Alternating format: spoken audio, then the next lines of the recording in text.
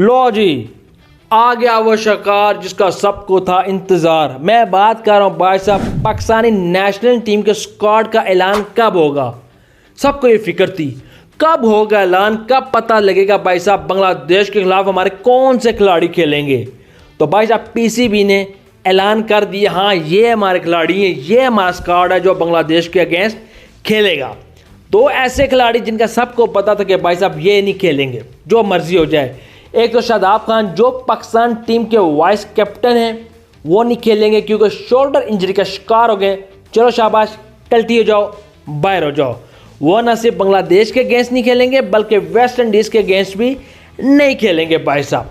उसके अलावा पाकिस्तान टीम के फास्ट बॉलर हारिस रऊफ जो MLC खेल रहे यानी मेजर लीग क्रिकेट खेल रहे थे अमेरिका में, भाई साहब वो भी इंजरी का शिकार हो गए और भाई साहब इस टूर से बाहर हो गए। चलो जी, दो प्लेयर तो बाहर हो गए, तो फिर कौन से नए खिलाड़ी ऐड होंगे उनकी जगह, और बाकी कौमी स्क्वाड क्या है, कितनी चेंजेस की गई हैं।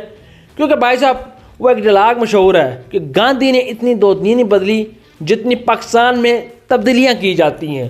तो इस बार भी वही हुआ है। आपको ऐसे फैसले जिस पे आप हैरान हो जाएंगे भाई साहब, आप हैरान क्या होंगे। पाकिस्तान जो क्रिकेट बोर्ड है उसमें कुछ स्टेबिलिटी नहीं है। आप ये देख लें कि भाई साहब खिलाड़ियों का ऐलान कौन कर रहा है, कौन बता रहा है कि कौन कौन सा खिलाड़ी खेलेगा। नॉन प्रोफेशनल मतलब क्रिकेटर्स नहीं है, वो जस्ट पीसीबी के ओहदेदार हैं। वो आपको बता रहे हैं कि भाई साहब ये वनडे का खिलाड़ी है, ये T20 का खिलाड़ी है, ये है, वो आपको बता रहे हैं। बस इतना मैं कहना चाहूँगा।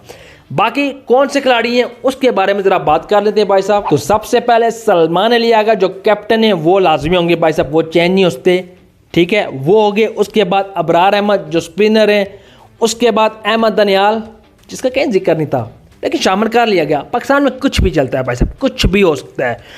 उसके बाद फ़हीम अशरफ जो होम सीरीज़ थी बांग्लादेश के अगेंस्ट उसमें शामिल थे।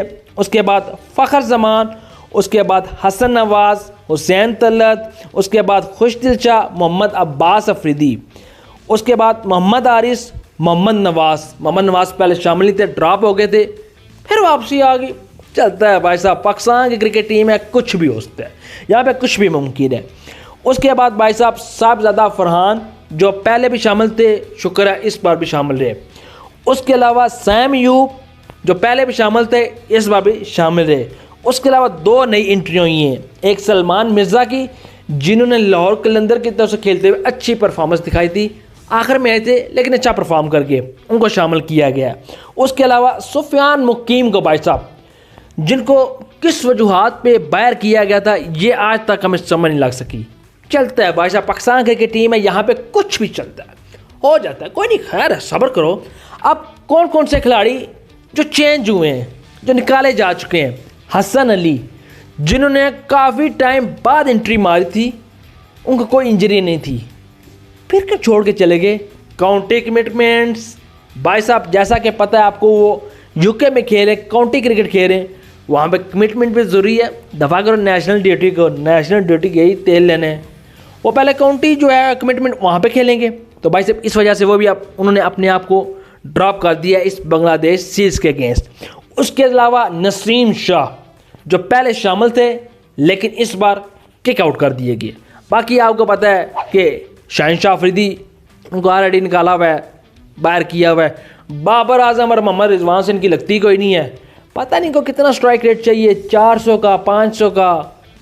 मोहम्मद रिजवान से पता नहीं कितनी एवरेज चाहिए। खैर, तो भाई साहब ये खिलाड़ी थे। उसके पहले अगर हम नज़र डालें और कौन से खिलाड़ी हैं जो इन्होंने निकाले हैं, हाँ एक खिलाड़ी भाई साहब जिस पे मैं भी हैरान हो गया हूँ, जैसे सुफियान मुकीम को निकाला गया विदाउट एनी रीज़न, उसी तरह मोहम्मद इरफान खान नियाजी को निकाल दिया गया।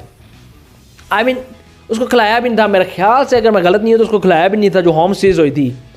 भाई साहब चल शाबाश निकल तुम, उसको भी निकाल दिया गया विदाउट एनी रीज़न।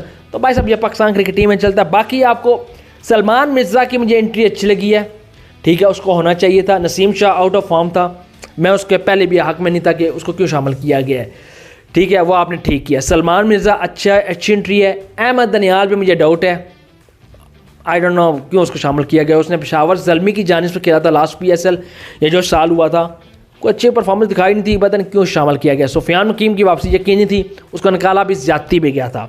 तो भाई साहब ये उसके साथ ज्यादती थी।